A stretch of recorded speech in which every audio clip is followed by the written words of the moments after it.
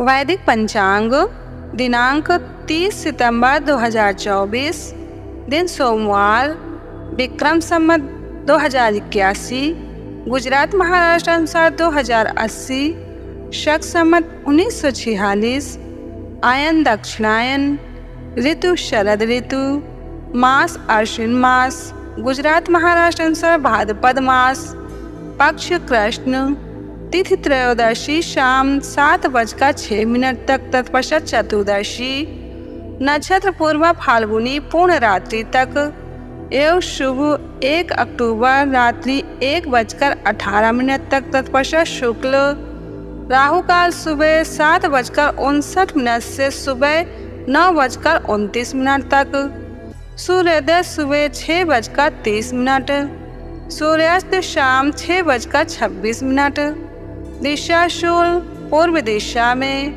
व्रत पर्व विवरण, त्रयोदशी का श्राद्ध, मासिक शिवरात्रि विशेष। त्रयोदशी को बैंगन खाने से पुत्र का नाश होता है। ब्रह्मवत पुराण ब्रह्मखंड।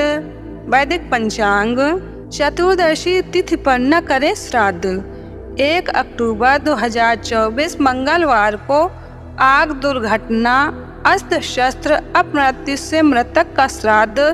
हिंदू धर्म के अनुसार श्राद्ध पक्ष में परिजनों की मृत्यु तिथि के अनुसार ही श्राद्ध करने का विधान है। महाभारत के अनुशासन पर्व में भीष्म पितामह जी ने युधिष्ठिर को बताया है कि इस तिथि पर केवल उन परिजनों का ही श्राद्ध करना चाहिए जिनकी अकाल मृत्यु हुई हो। इस तिथि पर अकाल मृत्यु, हत्या, दुर्घटना, आत्महत्या आदि से मरे पितरों का श्राद्ध करने का ही महत्व है। इस तिथि पर स्वाभाविक रूप से मृत परिजनों का श्राद्ध करने से श्राद्ध करने वाले को अनेक प्रकार की मुसीबतों का सामना करना पड़ता है। ऐसी स्थिति में उन परिजनों का श्राद्ध सर्वपितृ मोक्ष अमावस्या के दिन करना श्रेष्ठ रहता है। महाभारत के अनुशासन पर्व के अनुसार पितरों की मृत्यु स्वाभाविक रूप से हुई हो, उनका श्राद्ध चतुर्दशी तिथि पर करने से श्राद्धकर्ता विवादों में घिर जाता है। उन्हें शीघ्र ही लड़ाई में जाना पड़ता है। जवानी में उनके घर के सदस्यों की मृत्यु हो सकती है। चतुर्दशी श्राद्ध के संबंध में ऐसा वर्णन कुंभ पुराण में भी मिलता है कि चतुर्दशी को श्राद्ध करने से अयोग्य संतान होती है। याज्ञवल्क्य के स्मृति के अनुसार भी चतुर्दशी तिथि को श्राद्ध नहीं करना चाहिए। इस दिन श्राद्ध करने वाला विवादों में फंस सकता है। चतुर्दशी तिथि पर अकाल, हत्या, आत्महत्या आदि रूप से मृत परिजनों का श्राद्ध करने का विधान है। जिन पितरों की अकाल मृत्यु हुई हो व उनकी मृत्यु तिथि ज्ञात नहीं हो, उनका श्राद्ध चतुर्दशी तिथि को करने से वे प्रसन्न होते हैं।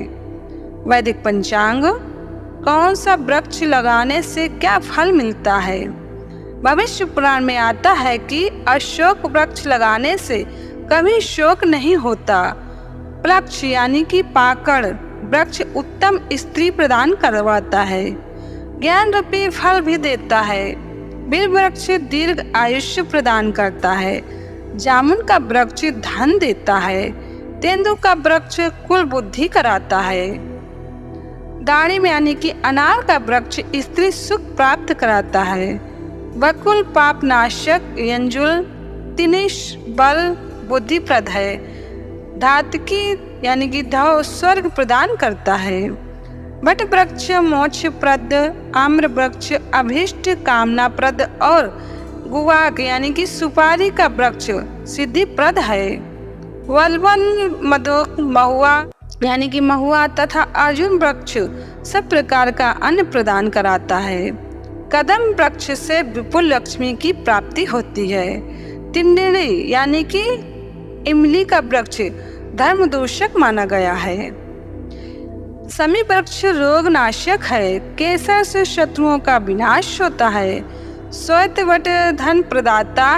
पनस यानी कि कटहल वृक्ष मंद बुद्धिकारक है। मरकटी यानी कि केवाच एवं कदम वृक्ष के लगाने से संतति का क्षय होता है। शीशम, अर्जुन, जयंती, करवीर, बेल तथा पलाश वृक्षों के आरोपण से स्वर्ग की प्राप्ति होती है।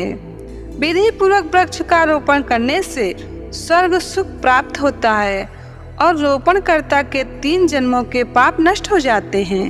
वैदिक पंचांग संपादक अंजनी बहन, नीलेश ठक्कर। वैदिक पंचांग प्रकाशित सूरत शहर, गुजरात। वैदिक पंचांग